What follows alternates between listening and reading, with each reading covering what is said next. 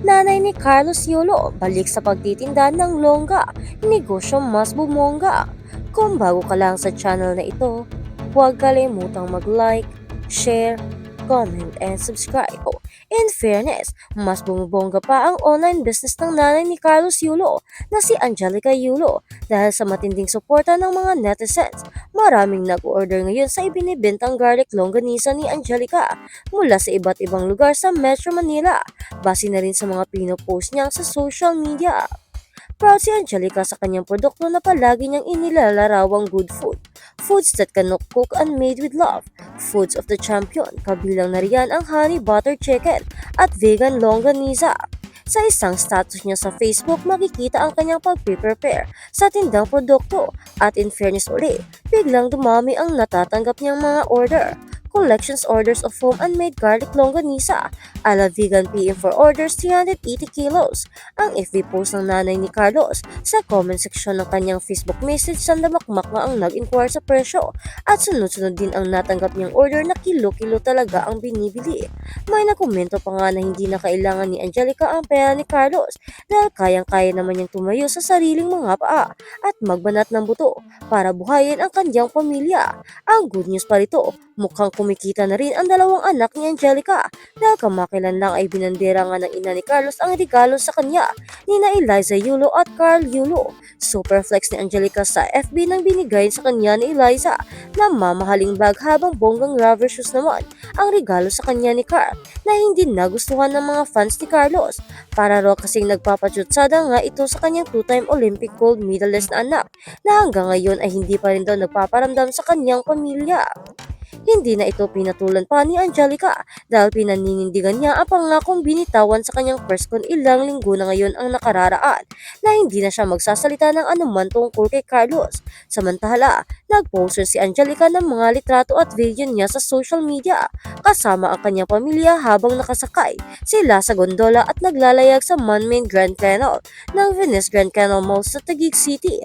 Kung matatandaan, sumakay din sa gondola sa Grand Canal ng Venice Mall si Carlos kasama ang President ng Gymnastic Association of the Philippine President na si Sencha Carrion noong August 14. Ito'y kasabay ng pagtanggap niya sa 3-bedroom condominium unit na nagkakahalaga ng 35 milyon bilang incentive sa nakuhang dalawang gintong medalya sa 2024 Paris Olympics para sa men's floor exercise at men's vault events. Base naman sa panayam ng bandera kay dating Ilocos Sur Governor Chavit Singson, wala pa rin daw komunikasyon hanggang ngayon si Carlos sa kanyang pamilya. At sa kabilang banda naman, Carlos Yulo gusto munang mag-rest magpakaligaya sa Palawan, Bora.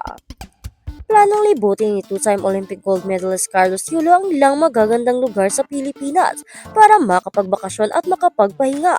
Tatapusin muna ng Pinoy Champ ang mga natanguang commitments at public engagements bago tuluyang mag-rest ng bonggang-bongga. He wants to rest, he really wants to.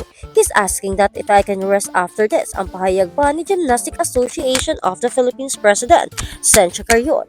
Base sa ulat ng ABS-CBN, aniya pa, bibisitahin ni Carlos ng ilang resort sa Pilipinas na hindi pa niya napupuntahan sa buong buhay niya. He's never seen the Philippines, he's never seen Boracay, he's never seen Palawan, he's never seen the beauty of the Philippines. So this time, I want him to have time off to see Boracay and go places. Ang pahayag pa ni Sencha, pero bago makapagbakasyon, kailangan mo nang bumalik sa Paris dahil may isa pa siyang public engagement doon at muli rin siyang sasabak sa training. He's leaving for Paris again in September, where he has deliverables. So he's going there and that's his last. After that, he's going to come back. Pahayag pa ni Sencha, of course, he's going to continue training because of gymnasts cannot be without training. And then he's going to go on vacation, pagpapatuloy pa ng GAP President. Kamakailan ay binigyan si Carlos kasama ang iba pang Filipino athletes na lumaban sa 2024 Paris Olympics ng Heroes Welcome Ceremony sa Malacanang sa pangunguna ni Pangulong Bongbong Marcos.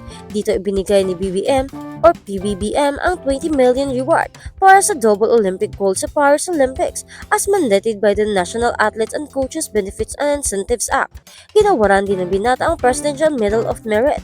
Balitang lagpas 100 million na ang natanggap at matatanggap pa ni Carlos bilang incentives at rewards sa naiuwi niyang dalawang gintong medalya.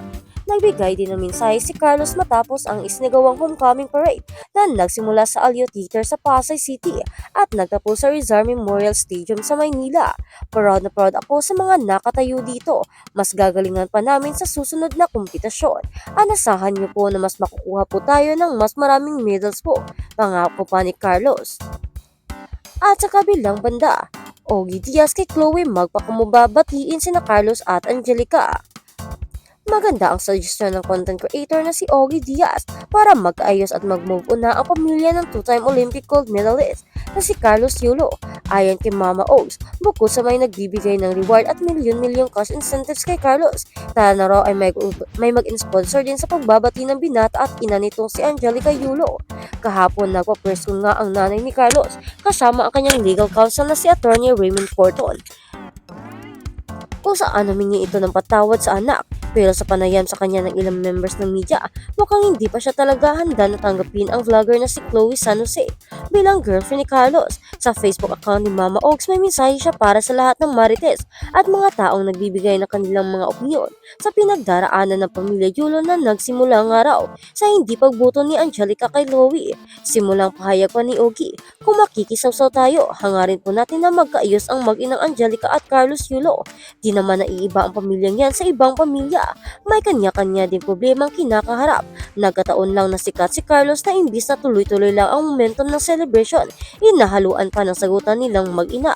Lahat pa ng online host, pagpapatuloy pa niya. Natutuwa tayo para kay Carlos kasi tuloy-tuloy ang mga incentives at rewards na dumadarating sa kanya mula sa mga sponsors. Abot na yata ng 100 million. Dami pang nag-sponsor unlimited kain sa mga restaurant. Say pa ni Ogie D. At sa kabilang banda, Livy Jong Reviver really hurt over homecoming snub.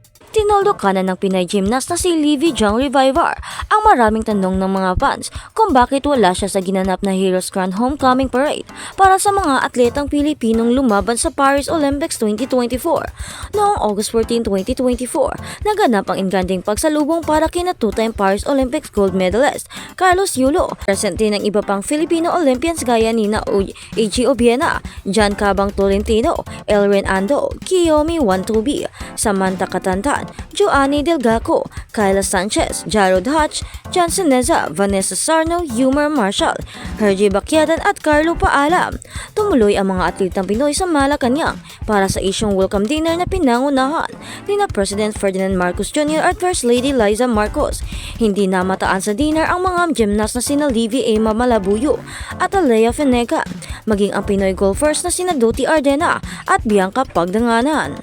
Malaki itong katanungan sa marami, lalo na't kasama naman sa Grand Homecoming ang mga kagaya ni na Livy, Ima, Alea, Doti at Bianca na hindi nakapag-uwi ng medalya para sa Pilipinas. Para matuldukan na ang haka-haka at espekulasyon, minarapat ni Livy na basagin ang kanyang pananahimik sa pamamagitan ng pagpupost sa Instagram nitong Lunes, August 19.